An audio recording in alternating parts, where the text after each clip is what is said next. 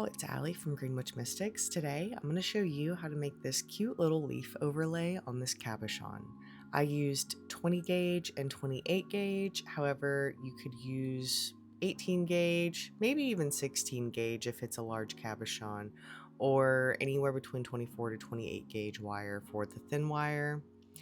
Definitely check out the video I have linked above and below on how to wrap this cabochon style, because you will need to know how to wrap this. This is not what this video is about, so I'm not going to show you.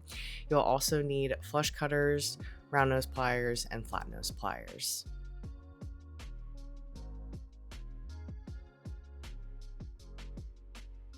So here I have this cute little green polychrome jasper wrapped in copper. I always cut too much wire and I never measure it. I cut maybe 6 to 8 inches, probably closer to 8 inches.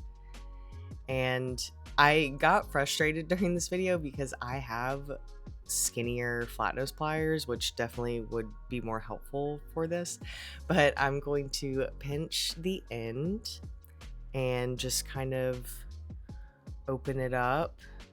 Your leaf might look a little bit different than my leaf. You might have a totally different leaf in mind, but I'm just going to kind of maneuver this into the leaf shape that I would like.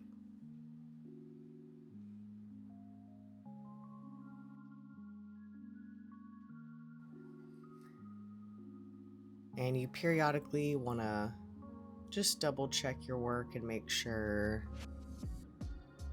it's big enough or it's the size and shape that you want.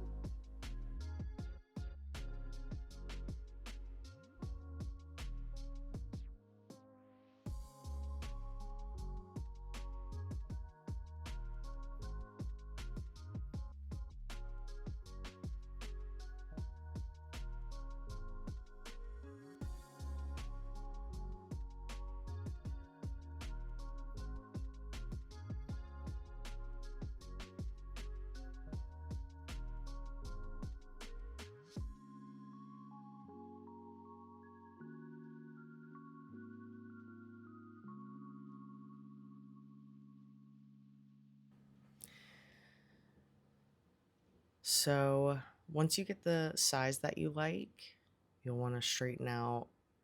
Really, you only need to straighten out one of these wires. I forgot that this was how I was going to do this, but you could leave it like that. But I'm going to bend one of the top wires inward to create that middle line, like you will see.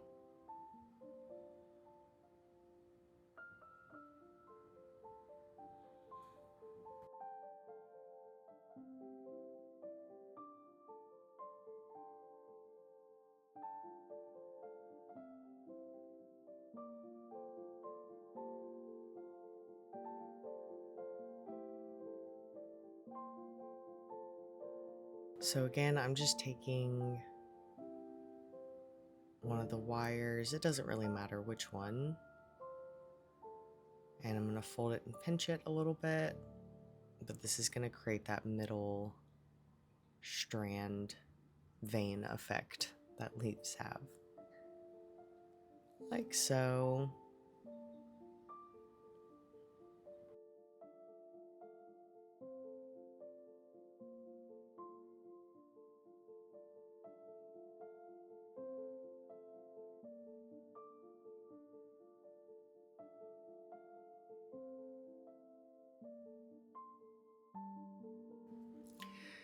So if you want it to be a little bit extra, you could hammer your leaf, which I needed to do anyway because mine was looking a little wonky. So I hammered my leaf, and then you can also use a fine grit sandpaper to polish it out.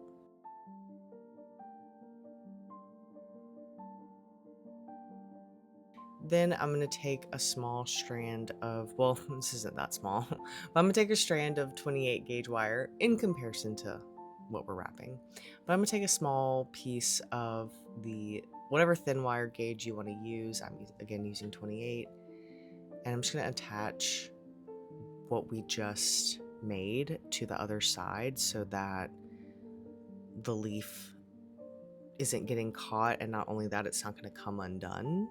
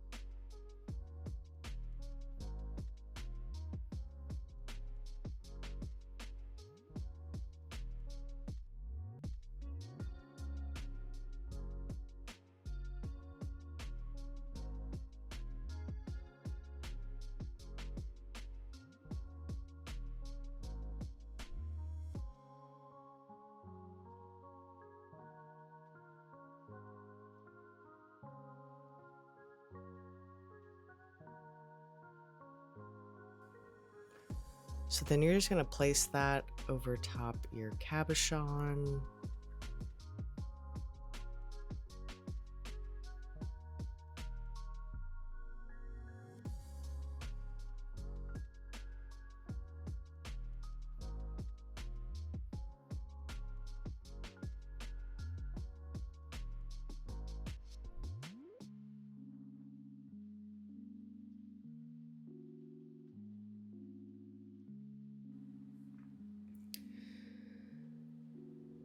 So then you're going to bend the wire and you're going to wrap it around one side of the frame. I'm choosing the side of the frame that already has kind of the layers on it already, so it'll blend in and flow really well with that design already.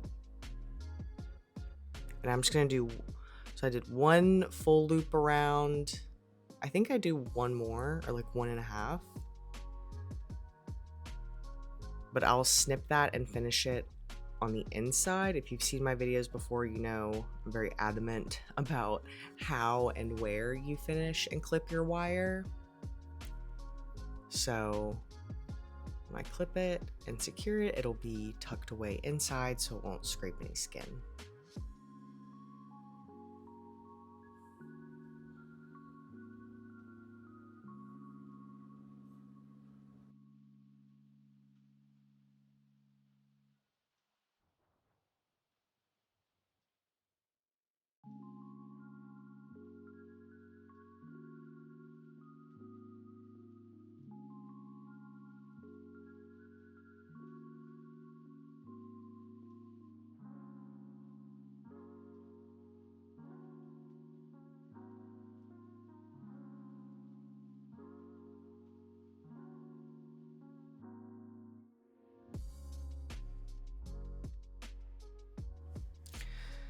So I'm first going to start by securing the bottom. It doesn't really matter, I guess, which part you start with. And I will say that this might not look as nice or lay as nice if you don't use half round wire like I am or had done for the bottom of this. So I used, I believe that's 20 gauge half round wire, which is that flat wire. And with the flat wire, with this design, you'll be able to kind of go in between and wrap your thin wire in between the gaps of the half round wire, so it'll sit really nicely. If you're using a thin gauge or had already used a thin gauge to secure the base of the cabochon style and the cabochon frame, it might look a little funky, but I always like to use half round wire when I can to secure the bottom of my cabochons in this style, so that is something to keep in mind. You may have to kind of rework the order of this, and if you're gonna you might have to make your outline first or your overlay first, and then when you go to make your cabochon frame, you might have to incorporate like at the same time weaving the cabochon and attaching the base part of the overlay. But that's probably a little complicated for some of you, not all of you. I know some of you can do it. So again, I'm wrapped that all the way until I got to the back or the end, and I wrapped it around, and you're going to tuck it in the back. So I'm just going to do that to the other side now.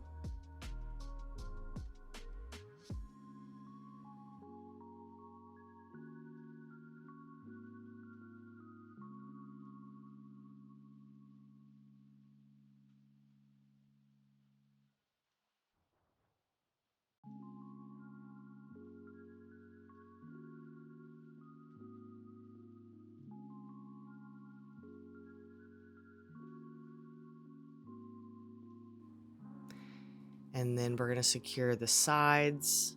It doesn't really matter which side you start with.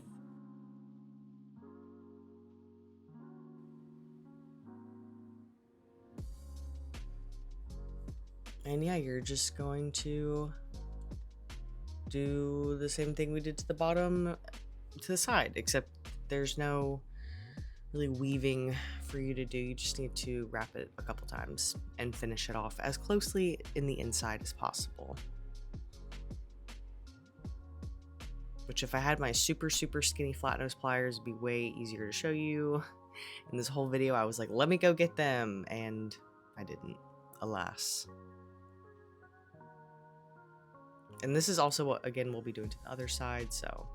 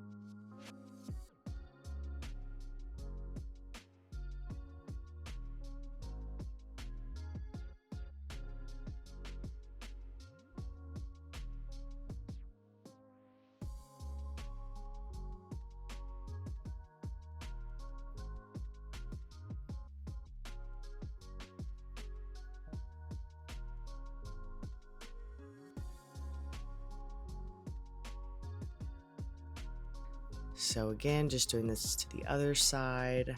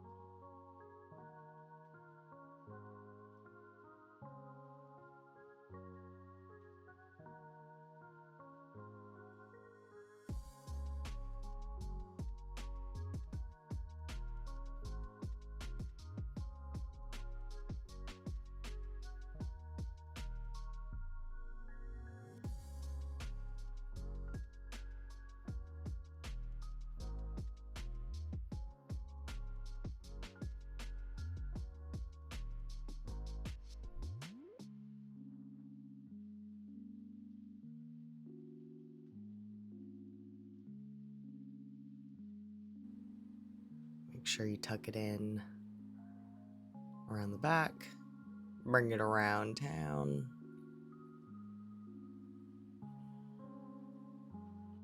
And that's all there is to it. I hope you enjoyed this video. This is going to be a part 1 of multiple different series of how to do different styles of overlays. So feel free to leave suggestions down below. Definitely leave a like and comment if you found this helpful. Follow me on social media. Check out my affiliate links below, and I'll catch you next time. Bye. And I can't believe I almost forgot, but if you want to do a little test to see if the wires are going to get caught, you can take like a knitted sweater or a doily, or run your overlay through it and see if it gets snagged or hooked on anything at all. And that's how I do my tests.